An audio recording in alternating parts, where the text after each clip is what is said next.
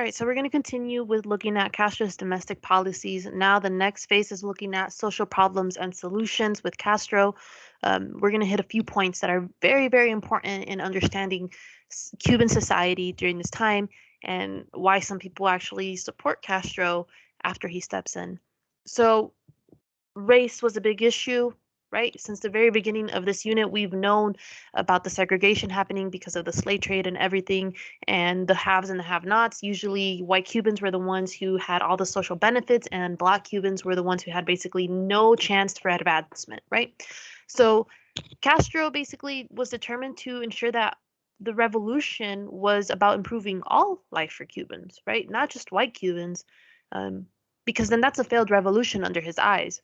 So, like I said, before the revolution, you know, Cubans of African descent had very different lives from those of European descent. So there was, like I said, very little hope for advancement.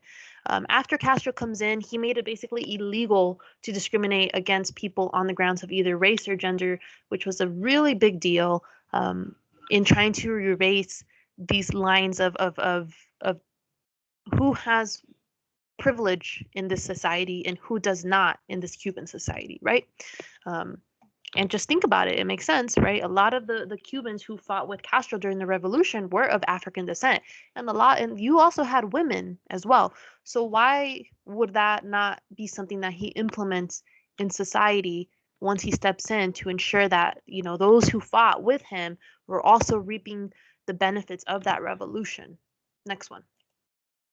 Um, when we look at education and healthcare, we're going to take a closer look at it when we meet together.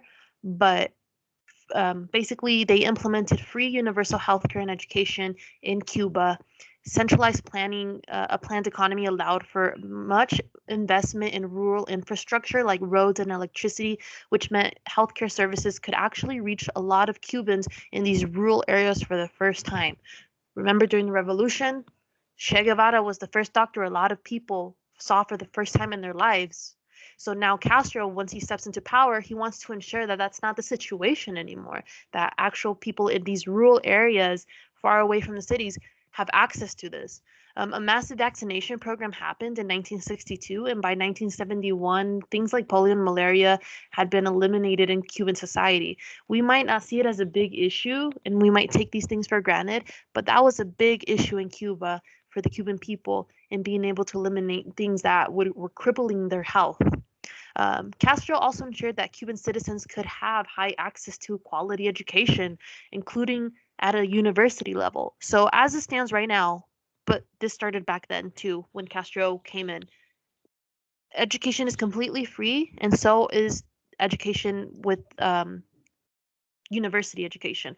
They have one of the biggest and the best medical education programs in all of the world, to the point where you have a lot of people from even the United States going into Cuba to that medical program because it's completely free and it's very top tier quality. Um, Also, as well, one of the things, one of the biggest exportations that Cuba has today is doctors. And that's again because they have such a big medical program through their university, which is very accessible to basically all Cubans who want to pursue a career in medicine. Another thing that I want to point out is the literacy rate, right? Remember when we looked at 80% of the campesinos in rural areas didn't know how to read? Well, all in general in Cuba, 78% of the people didn't really know how to read at all. Um, Under Castro's literacy program, which we'll take a closer look into, it raises from 78 total, including the cities, to 99.8%. That's a really big deal. Really big deal.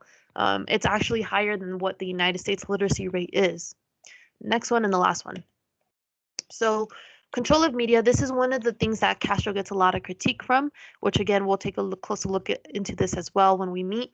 After taking power on January 1959, Castro quickly silenced anti-revolutionary media. This was intended to be temporary, but Castro quickly backtracked on that promise that it was temporary and left it on for quite some time. The excuse that was given by Castro was that, silencing the media was in the interest of public security, which is an excuse that a lot of people use, but you have to kind of validate his rationalization to an extent, because the United States was a big threat, that posed a threat to Cuba. The CIA was still there, right? The CIA was sponsoring terrorist attacks and uh, pushing anti-revolution agendas and pro-U.S. agendas. Um, and eventually the Bay of Pigs happens, the Cuban Missile Crisis, all of that stuff. And university professors and journalists who voiced their disagreement with the growing influence of communism were also dismissed, sometimes even arrested if they were giving it even harder time. Newspapers, magazines, radio stations, all of that spoke out against Castro. Who spoke out against Castro were also threatened, not with death or anything like that. So you also have to compare that to how Batista handled that situation. He Castro for the most part was more lenient, of just like, you're fired and that's it. So that's what we're going to look at. We're going to take a closer look at all of these points that I just hit in terms of race, healthcare, education, and media control. Okay, have a good day. Bye.